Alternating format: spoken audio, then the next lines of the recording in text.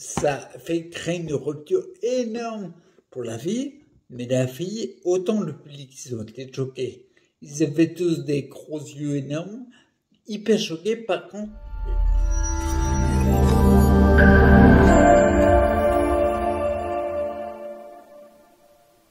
alors encore une vidéo, je viens d'en enregistrer une.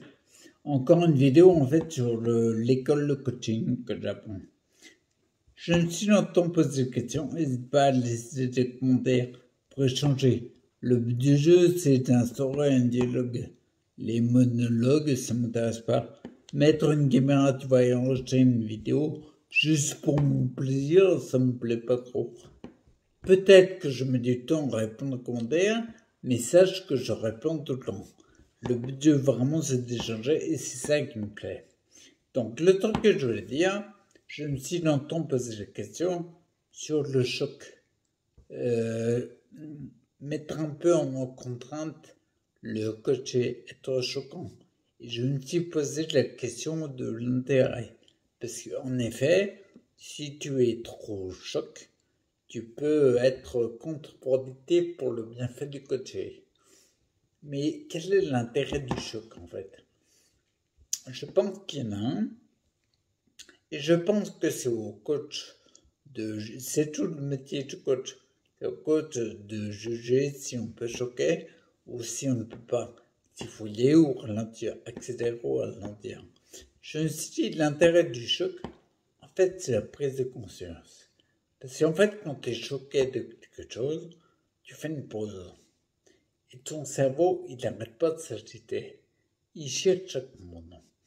Et de mon point de vue, un maître en la matière, une fois, c'est Tony Robbins, dans son documentaire Aminauté au cours.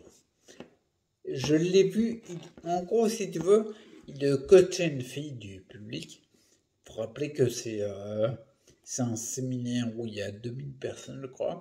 Donc ça commence à causer. C'est un grand lavage. Et en fait, il coach une fille. Et on le voit, il voit en fait la fille. Il voit vers où elle va. Donc, à un moment, la fille doit parler de son père, lui demande, elle parle de son père, et visiblement, la vision qu'elle a de son père est vachement idéale. Concrètement, si tu veux, c'est un père qui avait été quasiment papoule, vachement après elle. Et d'ailleurs, tu as une remise, je dis un moment, juste après, après la description, il dit, en fait, t'as été sa princesse. Et en effet, elle a été sa princesse. Et Tony Robbins, c'est là que vient le choc. Qu'est-ce qu'il a dit exactement? Ah oui, c'est... En fait, il regarde la fille, il a choqué autant la fille que le public, en disant simplement, eh ben, il a bien merdé. Ça fait créer une rupture énorme pour la fille, mais la fille, autant le public, ils ont été choqués.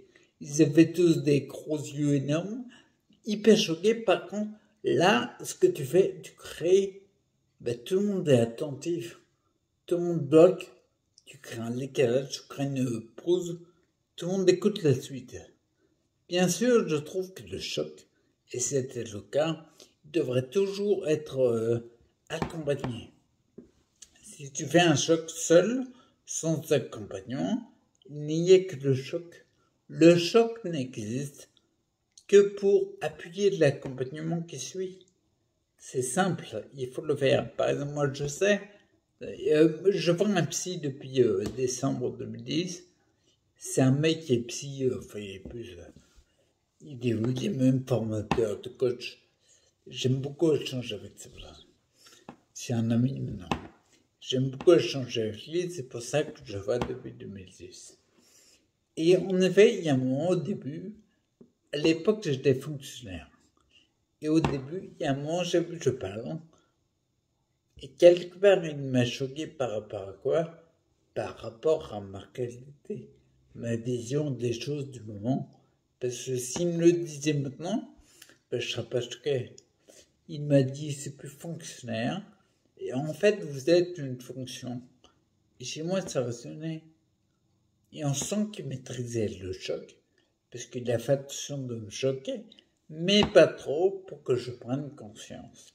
Donc il était bien à mon service, pour que j'évolue moi, sur mes prises de conscience et mes façons de voir. Mais juste le fait de dire « ah, vous n'êtes qu'une fonction », je me suis rendu compte que j'étais remplaçable. Bien sûr, après le choc, il a accompagné. Il y a tout un discours derrière sur le travail et tout, sur ce que je fais vraiment, parce que je voulais pas être une simple fonction, mais il y a eu une prise de conscience. Et là, le choc était hyper utile. Voilà, donc du coup, je vais arrêter là pour faire cette vidéo courte.